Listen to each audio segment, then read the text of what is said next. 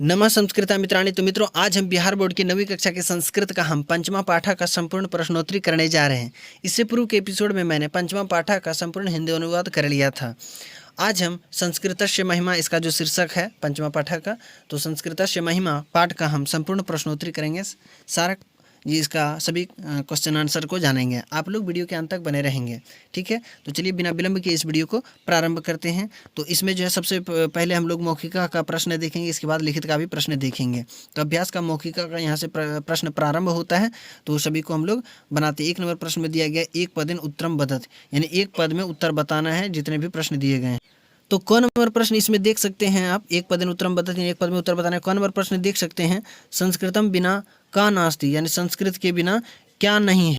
तो कौन नंबर प्रश्न का जो उत्तर हो जाएगा वो हो जाएगा संस्कृति ही, यानी कि संस्कृति।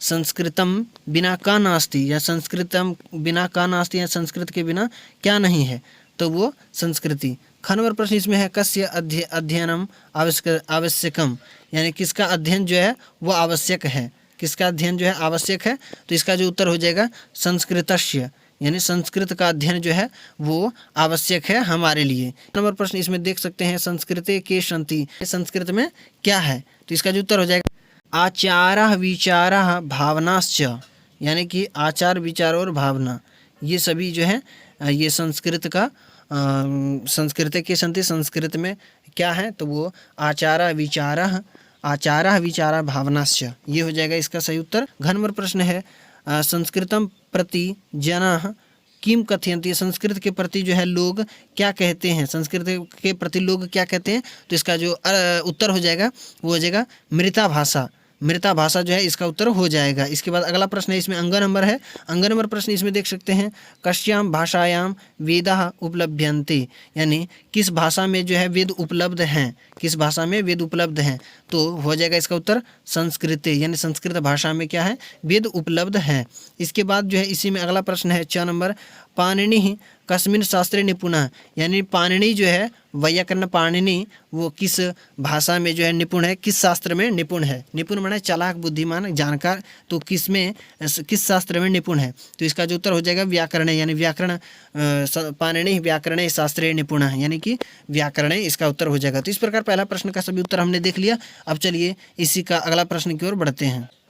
तो दूसरा प्रश्न है, दूसरा प्रश्न एक वाक्य उत्तरम दत्त, यानी एक वाक्य में उत्तर देना है। जैसे उदाहरण दिया गया है कि अध्ययनम आवश्यकम, यानी किसका अध्ययन आवश्यक है, तो संस्कृत अध्ययनम आवश्यकम, यानी संस्कृत का अध्ययन जो है वो आवश्यक है। तो क नंबर प्रश्न इसमें दिया कस्याम भाषायाम शब्द निर्माण पद्धतिरस्ति, यानी किस भाषा में शब्द निर्माण का पद्धति है। तो इसमें जितना भी प्रश्न दिया गया है 2 नंबर प्रश्न में एक वाक्य उत्तरम दत्त, तो सभी प्रश्नों का हम उत्तर चलिए बारीकी से जान लेते हैं।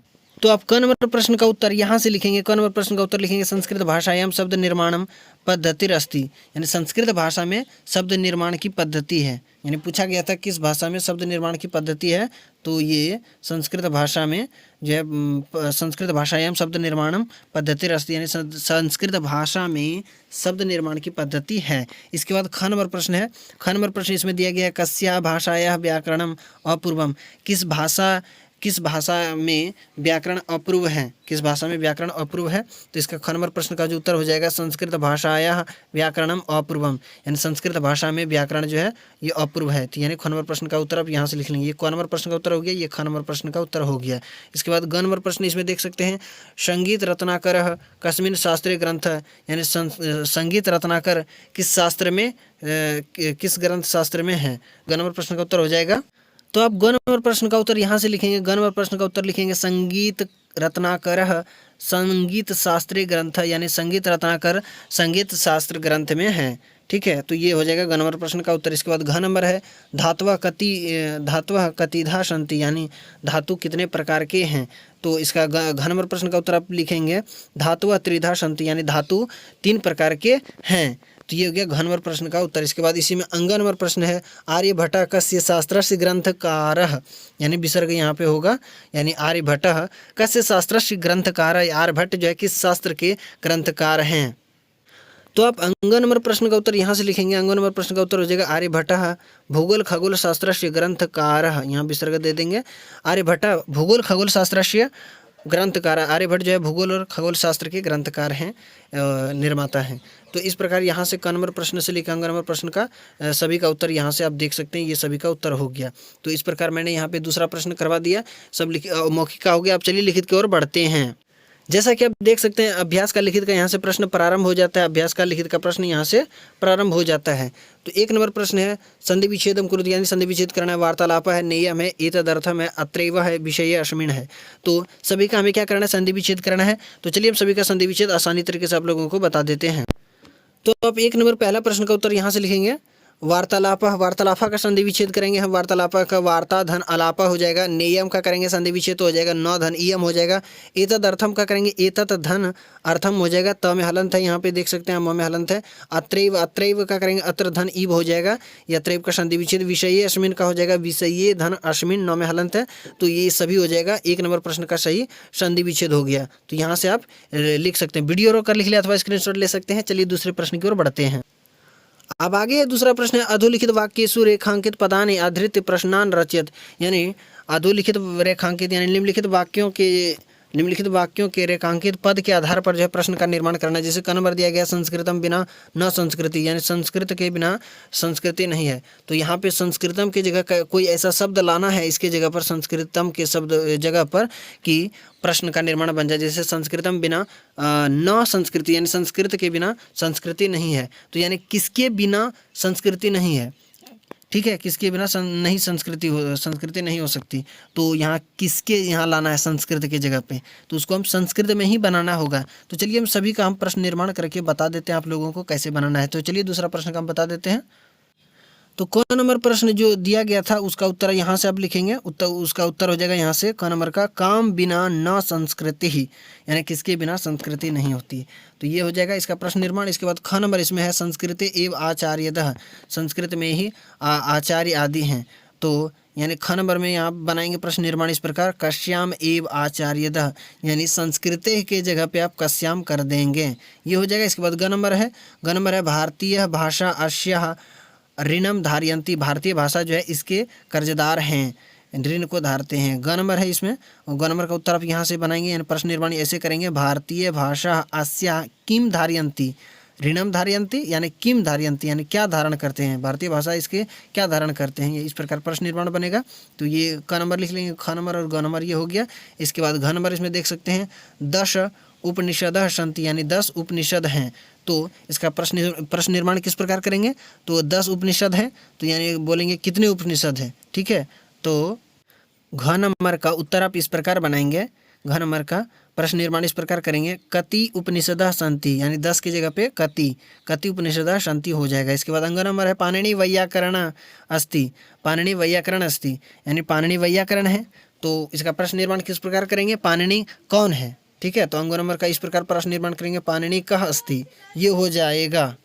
अब आगे इसमें तीसरा प्रश्न दिया गया। तीसरा प्रश्न है अधोलिखित वाक्येषु कोष्ठात् समुचितं पदमादाय रिक्त स्थानानि पूरयत, यानी कि रिक्त स्थानानि पूरयत, यानी कि निम्नलिखित जो भी वाक्य दिए गए हैं इसमें खाली स्थान दिया गया है। तो इस कोष्ठक से यानी इस ब्रैकेट से जो है हमें उचित पद का चयन करके इस खाली वाले स्थान में हमें भरना है। तो क्या कौन किस में भराएगा सभी को हम जान लेते हैं। क नंबर प्रश्न जैसे कि दिया गया इसमें संस्कृतम बिना न डैश, तो यहाँ संस्कृति भर देंगे, संस्कृति हो जाएगा। तो यहाँ पे क नंबर में संस्कृति। ख नंबर है भाषाणाम जननी डैश, भाषाओं की जननी किसे कहा जाता है, संस्कृतम हिंदी अंग्रेजी, तो हो जाएगा संस्कृतम, यहाँ पे संस्कृति भर देंगे ख नंबर में। ग नंबर है इयम भाषा डैश अस्ति, यह भाषा कैसी है, तो अजरा अमरा या मृता, तो यह भाषा अजर और अमर है, अजरा अमरा भर देंगे यहाँ पे। इसके बाद घ नंबर है, घ नंबर में क्रियार्थ डैश लकारः सन्ति, यानी क्रिया के अर्थ में जो है कितने लकार का प्रयोग होते हैं, तो 10 लकार है, यानी 5 भी नहीं 10 भी 8 भी नहीं और 10 होगा, यानी 10 यहाँ पे भरेंगे, 10 लकारः सन्ति। अंग नंबर में है व्याकरण शास्त्र के लेखक डैश, यानी व्याकरण शास्त्र के लेखक कौन है, यास्क या पाणिनि, तो हो जाएगा इसका पाणिनि। पाणिनि जो है व्याकरण शास्त्र के लेखक हैं, तो यहाँ पे आप पाणिनि भर देंगे, पाणिनि। इसका सही उत्तर ये है, इसका सही उत्तर 10 है, इसका अजरामरा, इसका संस्कृतम, इसका संस्कृति। तो इस प्रकार आप तीसरा प्रश्न का भर लेंगे, वीडियो रोक कर लें अथवा स्क्रीनशॉट भी आप ले सकते हैं इसका। चलिए आखिरी प्रश्न की ओर बढ़ते हैं।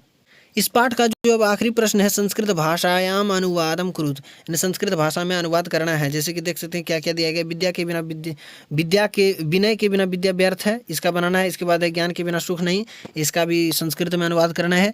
राम के बिना अयोध्या नहीं, इसका भी बनाना है। वेद 4 है, इसका भी। पुराण 18 है, इसका भी बनाना है। स्मृतियाँ 108 है। तो सभी का हमें क्या करना है, संस्कृत में अनुवाद बनाना है संस्कृत में।